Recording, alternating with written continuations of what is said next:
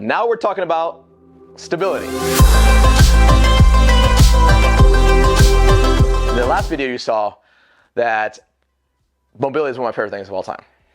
Now, and probably on purpose, because it's the second one, this is the second most important one. And by the way, I didn't establish this earlier, but it's all of these steps are done by order of importance: mobility, stability, strength, power, and endurance. And by importance, I mean in sequence of like how the actual time of order that you do it throughout the workout. You always start off with mobility in a workout, right?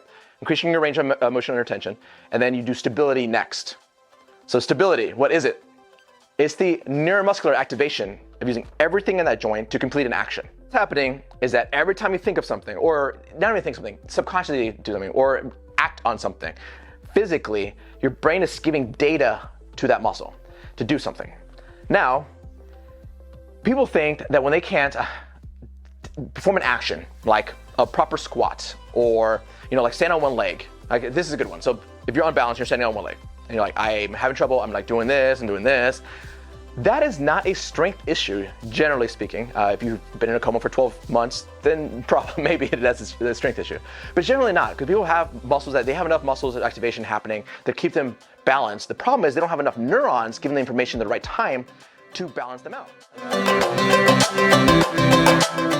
Now that you've realized how to balance those muscles out, imagine how many are firing at one time in order to stabilize your body. If I'm doing a one-legged squat on a BOSU, where everything from the heel, the arch of my foot, all the way up to my calves, all the way through my adductors, my IT band, my vastus lateralis, my glutes, all the way up into my core, because my core has to balance my hips when I do this, all the way up, right? And even sometimes my neck, because for some reason people like to jut their neck out when they're under tension. You're just doing this. And you haven't even started the exercise yet, and you're sweating. What do you see? Now I have articulation, right? When you're a piano player, what do you need to not feel? You feel like Frankenstein when you start playing piano. I feel like everyone has gone through a moment in their life where they started learning playing the piano. The very first thing you notice, you're like, why are my fingers made of concrete? Like I'm hitting 3 keys at one time, and I don't even know how that's possible because my finger's not 3 keys wide. It's just the same thing. My video guy right now is laughing because he's really played piano as well.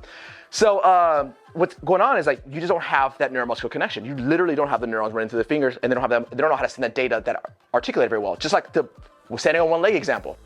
So performance is, it's bar none. It's like stability is probably going to help you more than mobility on performance specifically.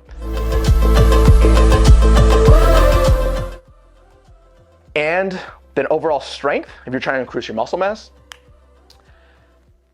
This one is,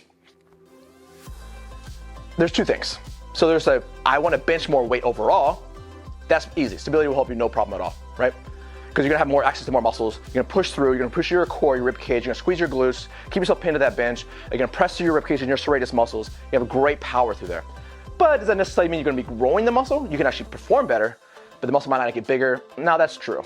Stability is a little harder when you're trying to use stability to actually create hypertrophy, which is more like load of force on a specific fiber.